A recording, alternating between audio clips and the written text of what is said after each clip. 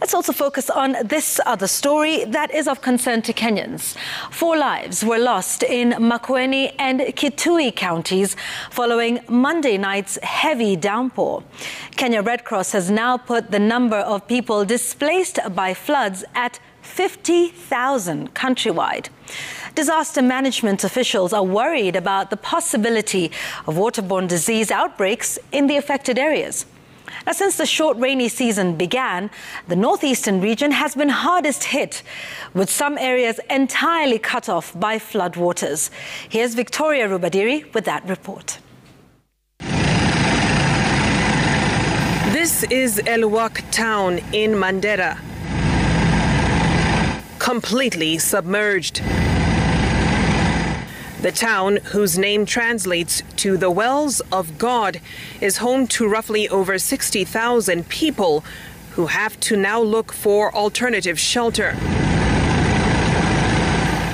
Other affected areas are Dif and Buna in Wajir County, as well as Ifo refugee camp in Dadaab, completely immersed in floodwaters, frustrating any attempts to get the much-needed aid to residents.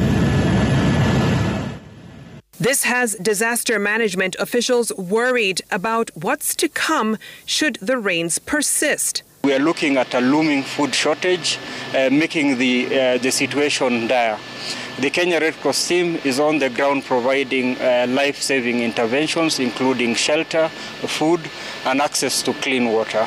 However, the humanitarian response has to be scaled up urgently and quite fast. Already, Marsabit has recorded an outbreak of malaria. We have been providing both food stuffs and also non-food items to these particular counties. But the situation, from what I saw today, we really need to hike the game higher, because now it's not about provision of food or non-food items within the situation, but it's also about evacuating these people. Transport from Wajir to Mandera has been completely cut off after the bridge in Kutulo was swept away by floods. It was a similar situation in Nandi County, where transport came to a standstill along the Kamurguwo-Samo Road in Kapsabet after the bridge connecting the village was destroyed by heavy rains. Hii daraja ina wakulima wanatumia kwa kupeleka chai na ukulima yao katika soko ya Kapsabet, lakini sasa hii hakuna. Wanafunzi wa shule walikuwa nafuka, lakini sasa wamefunga. Lakini kuna watoto wa kidato cha 4 ambao wameathirika. Kuna mwanafunzi mmoja sasa alikuwa amepita akienda, wanapelekwa sasa jioni. A swollen Tana River wreaked havoc, marooning entire villages. Close to 200 homes suffered damage, forcing residents to seek shelter on higher ground. Hapa kila kukinyesha mvua, maji kidogo tu hata yanatujalia kwa nyumba. Ni kama hivi mnaona. Maji yamejaa mpaka ndani ya nyumba. Kitu ambacho tunaweza kufanya kuanzia leo ni kuweza kuandikisha wale watu ambao wameathirika, na watu wako katika level tofauti. Kuna wale ambao tayari nyumba zao zimeingia maji, ambao ni takriban nyumba 50, lakini kuna nyumba zaidi ya 150 ambao tumewaomba watoke sehemu hizi waende sehemu za juu. The concern now is the floodwaters here that will flow down to the Tana Delta in the next few days will affect nearly 2,000 people living there.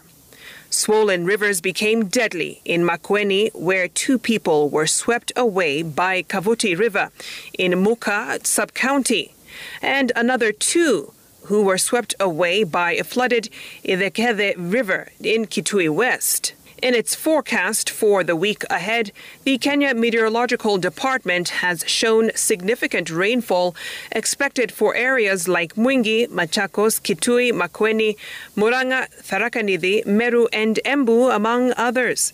Western region, including Busia, Kakamega and Vihiga counties, will also experience heavy downpour, as well as parts of Coast, Nyanza and Kisii regions. Victoria Rubadiri, Citizen.